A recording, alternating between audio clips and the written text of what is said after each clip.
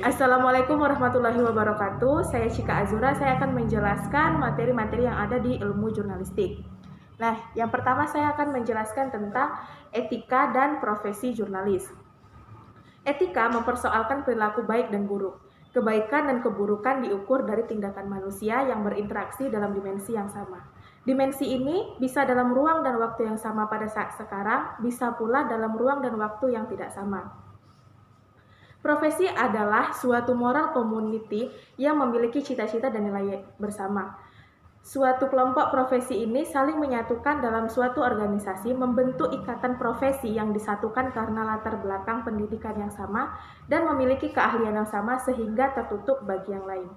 Kode etik merupakan bagian dari produk etika terapan. Kode etik bertujuan untuk mengatur tingkah laku moral suatu kelompok khusus dalam masyarakat melalui ketentuan-ketentuan tertulis yang diharapkan dipegang teguh oleh kelompok itu.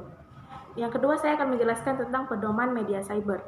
Media cyber memiliki karakter khusus sehingga memerlukan pedoman agar pengelolaannya dapat dilaksanakan secara profesional, memenuhi fungsi, hak dan kewajibannya sesuai Undang-Undang Nomor 40 Tahun 1999 tentang Pers dan Kode Etik Jurnalistik. Untuk itu, Dewan Pers bersama organisasi pers, pengelola media cyber, dan masyarakat menyusun pedoman pemberitaan media cyber seperti yang berikut ini. Yang pertama, ruang lingkup. Media cyber adalah segala bentuk media yang menggunakan wahana internet dan melaksanakan kegiatan jurnalistik serta memenuhi persyaratan Undang-Undang Pers. Segala isi yang dibuat atau dipublikasikan oleh pengguna media cyber antara lain artikel, gambar, komentar, suara, video, dan berbagai bentuk unggahan yang melekat pada media cyber seperti blog, forum, komentar pembaca, atau pemirsa dalam bentuk lain. Yang kedua, verifikasi dan keberimbangan berita. Pada prinsipnya, setiap berita harus melalui verifikasi. Berita yang dapat merugikan pihak lain memerlukan verifikasi pada berita yang sama untuk memenuhi prinsip akurasi dan keberimbangan. Yang ketiga, isi buatan pengguna. Media cyber wajib mencantumkan syarat dan ketentuan mengenai isi buatan pengguna yang tidak bertentangan dengan Undang-Undang Nomor 40 Tahun 1999 tentang Pers dan Kode Etik Jurnalistik. Media cyber mewajibkan pengguna media untuk melakukan registrasi keanggotaan dan melakukan press login terlebih dahulu untuk dapat mempublikasikan semua bentuk isi buatan pengguna. Yang keempat, ralat, koreksi, dan hak jawab. Ralat, koreksi, dan hak jawab mengacu pada Undang-Undang Pers, Kode Etik Jurnalistik, dan Pedoman Hak Jawab yang ditetapkan Dewan Pers. Ralat, koreksi, dan hak jawab mengacu pada Undang-Undang Pers, Kode Etik Jurnalistik, dan Pedoman Hak Jawab yang ditetapkan Dewan Pers. Ralat, koreksi, atau hak jawab wajib ditautkan pada berita yang diralat, dikoreksi, atau yang diberi hak jawab. Yang kelima, pencabutan berita. Berita yang sudah dipublikasikan tidak dapat dicabut karena alasan penyensoran dari pihak luar redaksi, kecuali terkait masalah SARA, kesusilaan, masa depan anak, pengalaman traumatik korban, atau berdasarkan pertimbangan khusus lain yang ditetapkan Dewan Pers. Yang keenam, iklan.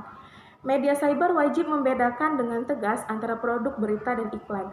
Setiap berita, artikel, atau isi yang merupakan iklan dan atau isi berbayar wajib mencantumkan keterangan advertorial, iklan, ADS, sponsored, atau kata lain yang menjelaskan bahwa berita, artikel, isi tersebut adalah iklan. Yang ketujuh, hak cipta. Media cyber wajib menghormati hak cipta sebagaimana diatur dalam peraturan perundang-undangan yang berlaku. Yang kedelapan, pencantuman pedoman. Media cyber wajib mencantumkan pedoman pemberitaan media cyber ini di medianya secara terang dan jelas. 9. Sengketa. Penilaian akhir atas sengketa mengenai pelaksanaan pedoman pemberitaan media cyber ini diselesaikan oleh Dewan Pers. Yang ketiga, saya akan membahas tentang Kode Etik Wartawan Indonesia. Dalam melaksanakan fungsi, hak, kewajiban, dan peranannya, pers menghormati hak asasi setiap orang. Karena itu, pers dituntut profesional dan terbuka untuk dikontrol oleh masyarakat. Untuk menjamin kemerdekaan pers dan memenuhi hak publik untuk memperoleh informasi yang benar, wartawan Indonesia memerlukan landasan moral dan etika profesi sebagai pedoman operasional dalam menjaga kepercayaan publik dan menegakkan integritas serta profesionalisme. Atas dasar itu, wartawan Indonesia menetapkan dan menaati kode etik jurnalistik. Yang pertama, Wartawan Indonesia bersikap independen, menghasilkan berita yang akurat, berimbang, dan tidak beritikat buruk.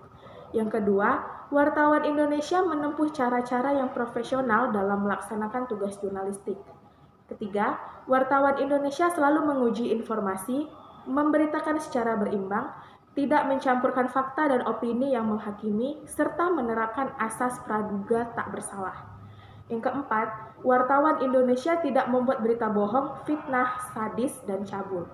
5. Wartawan Indonesia tidak menyebutkan dan menyiarkan identitas korban kejahatan susila dan tidak menyebutkan identitas anak yang menjadi pelaku kejahatan. Keenam, wartawan Indonesia tidak menyalahkan profesi dan tidak menerima suap. 7. Wartawan Indonesia memiliki hak tolak untuk melindungi narasumber yang tidak bersedia diketahui identitas maupun keberadaannya, menghargai ketentuan embargo, informasi latar belakang, dan all the record sesuai dengan kesepakatan. 8. Wartawan Indonesia tidak menulis atau menyiarkan berita berdasarkan prasangka atau diskriminasi terhadap seseorang atas perbedaan suku, ras, warna kulit, agama, jenis kelamin, dan bahasa, serta tidak merendahkan martabat orang lemah, miskin, cacat, ataupun sakit jiwa. 9. Wartawan Indonesia menghormati hak narasumber tentang kehidupan pribadinya kecuali untuk kepentingan publik. 10.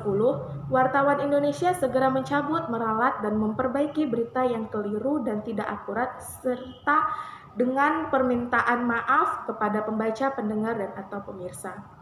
11. Wartawan Indonesia melayani hak jawab dan hak koreksi secara profesional. Penilaian akhir atas pelanggaran kode etik jurnalistik dilakukan Dewan Pers. Sanksi atas pelanggaran kode etik jurnalistik dilakukan oleh organisasi wartawan dan atau perusahaan pers. Terima kasih.